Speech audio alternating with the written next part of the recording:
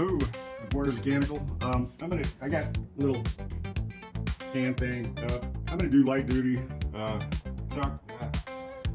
don't know. I got to do riveting. I'm gonna do a little project on a toolbox, and basically, I picked this up, and I can't tell you exactly when I bought this. I bought it for my little U.S. General box, and you know, I welded plate underneath this thing, if you can see that.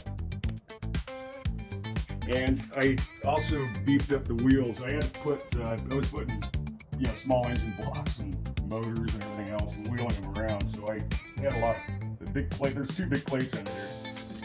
That really, you know, beefs up that box. So that's U.S. General. That was a pretty good deal. And a little trick about sheet metal and puncturing a hole. If you see that, that's a center drill. They got these at Harbor Freight. I bought a bunch. They're just cheap Chinese. They're just high-speed steel. It's just mass-produced. But you can poke your sheet metal hole with that and kind of adjust for the width of that hole with the center drill. You just got to be kind of careful. You can punch that hole through. I did make a bigger than I wanted to hole. Really didn't want to make it that big. But the good thing is the rivets. And I bought a brand new rivet gun. This thing's Harbor Freight, Fast and Pro. The badass thing about this is the head, and I actually need to use that. I got to get inside of the toolbox to rivet that, and I'll show you how to do that. And basically, you get that rivet ready. You've already pre-set in the hole to make sure it's going to go. These rollers I wanted because they support the drawer. I got a real heavy drawer. I just wore the bearings out. You notice these, if you buy them, try to get the ones that'll go underneath the drawer because that'll support all the weight without putting a lot of weight on the bearing area. So that's, so we'll go, I've already pre-drilled. Then I'm going to set the rivet in.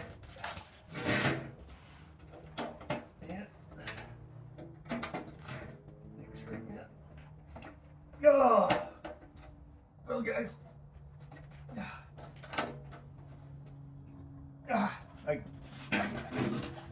okay, I gotta use my good hand over here. That was a little rough. Yeah. So you ratchet that rivet gun in, and your rivet's in. That is a little sloppy. But I'm going to give it a shot, and if it pops out again, I can just put a washer behind that rivet just to make sure it's going to. And I think that's because my wrist was hurting. I kind of torqued it. But you know what? This is going to work great. And that's just a little tip. I'm sorry I wasn't, you know, didn't get that better. But basically, it's going to. I'm going to do the same thing. Line that up. I've already got pre-marked holes in there. So I'll be right back. Hey, we're back. I wanted to show you a quick way to get rivets out. If you got this, it's one of the best tools on earth. So handy for cutting, you know, large cable. Even these little projects, because basically what I did is ground those rivets out. Because I don't want to drill them out. It just takes too much time for me. I don't know. But I can just pop them like that.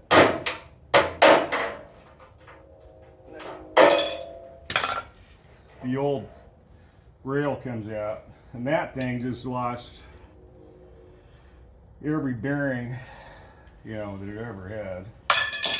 So that was junk. Show you the other side. We have complete. And the other thing I wanted to say about this is it came complement with every size of rivet.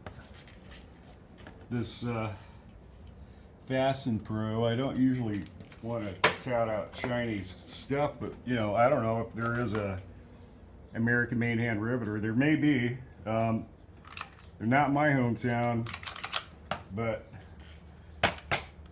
Very nice, 10 bucks. And I got $20 worth of stuff, and these deals aren't gonna last very long. The other thing, if you got a few extra bucks every time you're at Harbor Freight, get these kits.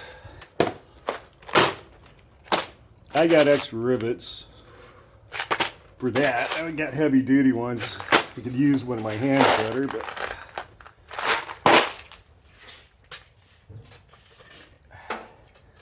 you know, I have a lot of projects, so I put a lot of, you know, these miscellaneous bolts and stuff together. I think they're going to go up in price. Another thing is, for my lathe project, my O-ring, you know, it wasn't perfect. Light's really bad. But the O-ring I had mashed inside of that housing, which is fine. It's not leaking. It's perfectly fine. But I bought another assortment, and this was at Tractor Supply. And that's the Storehouse brand. So, I mean, you're going to have to buy import hardware. We don't make it. You know. I mean, not that I know of in mass quantities. I worked for the last drill bit company in America called Twist Drill. Man, I miss that place. All right, well, hey, I'll be back. I'm gonna have that drawer finished, and I'll be right back. Probably go through. I'm gonna show you how that would actually save you a little bit of time with the center drill. The hole starts easier. You can put it directly on there. And I actually want a bigger hole because the last time I had a problem with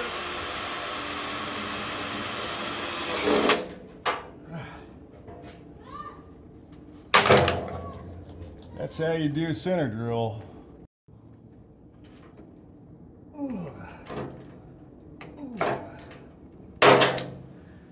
Okay, I think that'll be fine. Okay.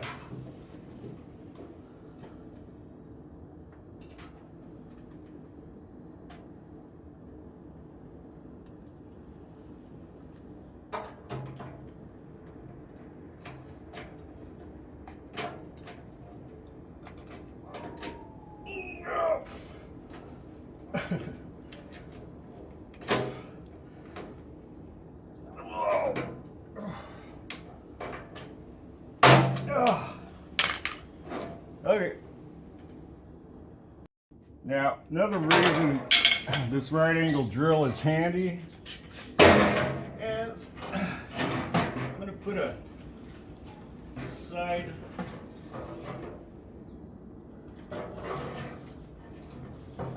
rivet right there. Basically, it fits into where you can clean out holes too. So, another little tip.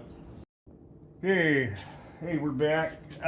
You know, the toolbox, you got to be aware when you replace these, you know, it's actually, you're going to add a little bit of width. Roughly, actually the new one's thinner, but I could still get that in.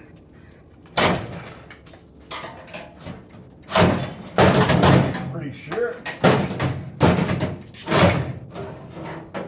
Okay, nice.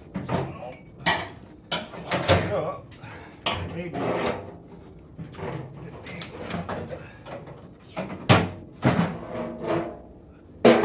Anyway, that's part of the process, but I'll be right back. I wanted to show you guys a little trick on blind holes. Basically, you could use a pattern for the drilling. And what had happened was the height of my holes was off. I miscalculated by about 1/4 of an inch, and then all I really have to do is just go back in with a template, stick it where I want to drill.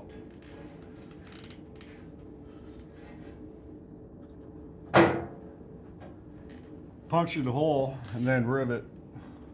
Hey, McGuire Mechanical again. Hey, just wanted to let you know about changing out these bits on the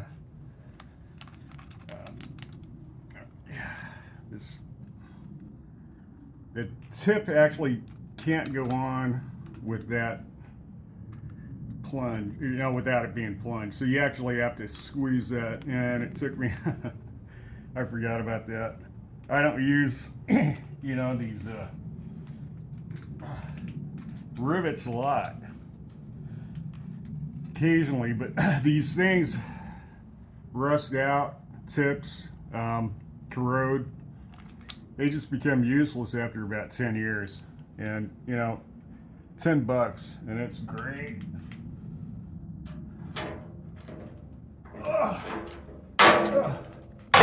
Anyway, almost there. Okay, it's a little tight. I gotta grind these ears off. Yeah,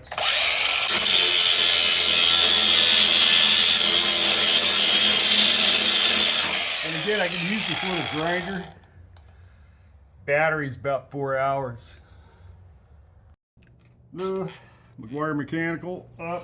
You know, I just got done. Now, I don't have as wide of a opening, but hey, you know what? I'm gonna keep a stash back here. That way, somebody pulls it out, they can't get back in there.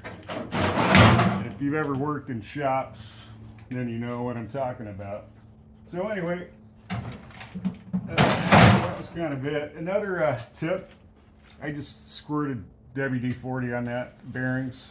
Keep it by a gallon WD-40 because it's 68% savings on. I think I did the calculation between can and spray bottle. Alrighty, thank you. Over and out.